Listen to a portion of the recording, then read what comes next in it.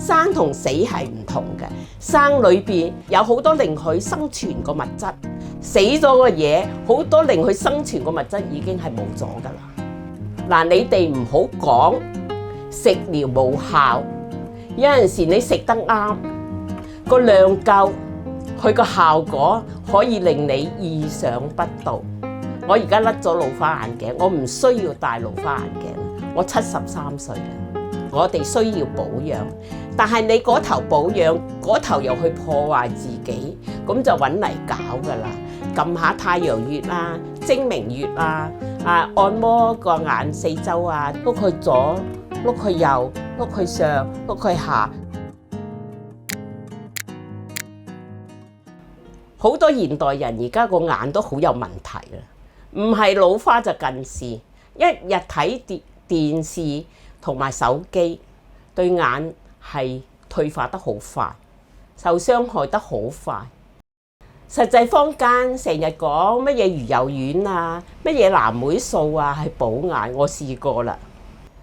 但係我係中醫師，我覺得有啲嘢好多嘢都可以揾到個方法嘅。魚裏邊含魚油同埋好多物質。我就想試一試。以前我哋古書都講魚裏邊有好多營養，對我哋個肝、對我哋個眼係好好嘅。嗱，我哋中醫講肝開竅於眼，即係我哋從肝入手到我哋眼健康咯。所以咧，魚係一個好好嘅食材嚟㗎。咁我就去試一試。唔使乜嘢魚嘅，我都係買啲比較平嘅魚，但係最緊要係生條條嘅，係生嘅。生同死係唔同嘅，生裏邊有好多有好多令佢生存個物質，死咗個嘢好多令佢生存個物質已經係冇咗㗎啦。所以我就選擇咗生活跳跳個魚嚟煲湯。咁每次咧，就大概我一個人飲咧，每次就半斤。我怕放好多嘢落去影響佢魚個效果，所以我用魚就係用魚，就係單用魚。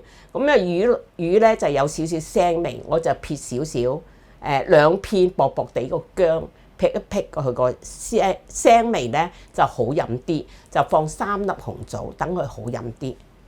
咁我就晚晚都煲。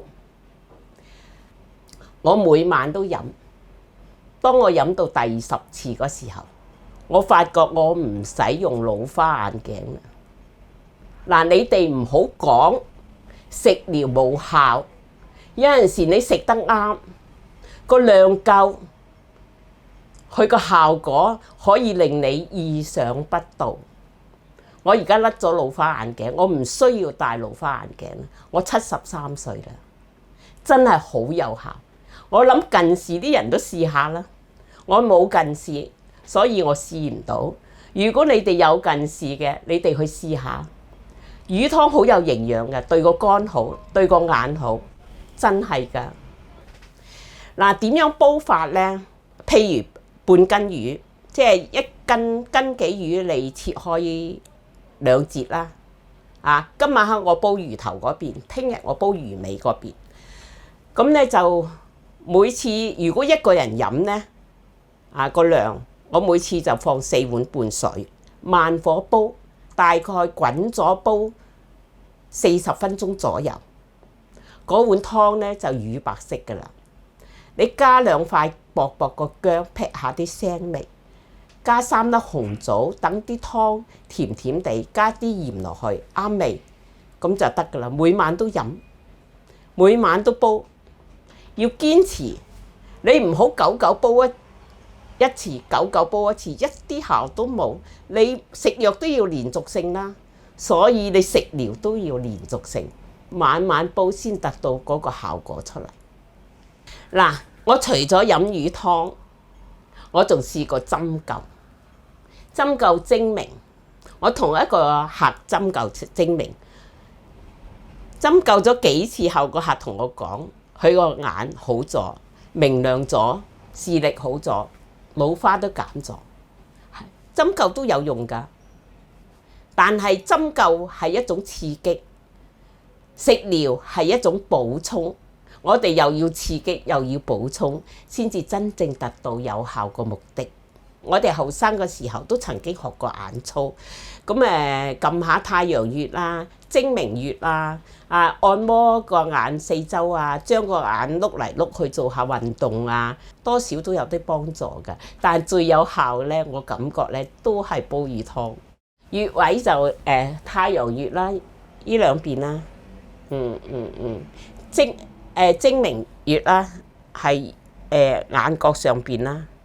眼角嗰度啦，咁依啲係按摩下眼個四周啦，眼個四周啦，上下咁按摩啦，眼個四周啦，咁等於做一個眼部運動，同埋個眼碌碌下，碌去左，碌去右，碌去上，碌去下，做下運動，拉扯下，有咩作用咧？去增加佢嗰個眼部嗰個微循環、血液循環。等我哋嗰個眼睛視力都係靠血嚟養嘅啫嘛，我哋個血到唔到個眼睛，個眼咪出事咯。嗱，我同大家講啦，保養我哋需要保養，但係你嗰頭保養，嗰頭又去破壞自己，咁就揾嚟搞噶啦。點樣叫做破壞呢？你成日去捱夜，成日近咁睇手機，哇！你幾個鐘頭唔停咁樣，幾健康嘅嘢都頂唔順啦。所以咧，我同大家講都要自律少少，唔好捱咁多嘢，唔好揸住個手機睇嚟睇去都唔放。譬如你工作上係需要嘅話，你咪睇30分鐘，你又周圍行一行，望一望遠方，休息下個眼，再去繼續工作或者再繼續睇咯。唔好唔停咁幾個鐘頭，目不轉睛咁睇住個部電視或者手機啊，咁樣好傷眼睛噶喎。生活無限係一個健康同醫療嘅資訊頻道，分享唔同嘅心理健康同營養運動嘅秘訣，亦都會邀請唔同嘅專科醫生講解醫學知識。記得 follow、like 同 share 我哋嘅 channel。如果有啲咩想知嘅健康主題，不妨留言俾我哋啊！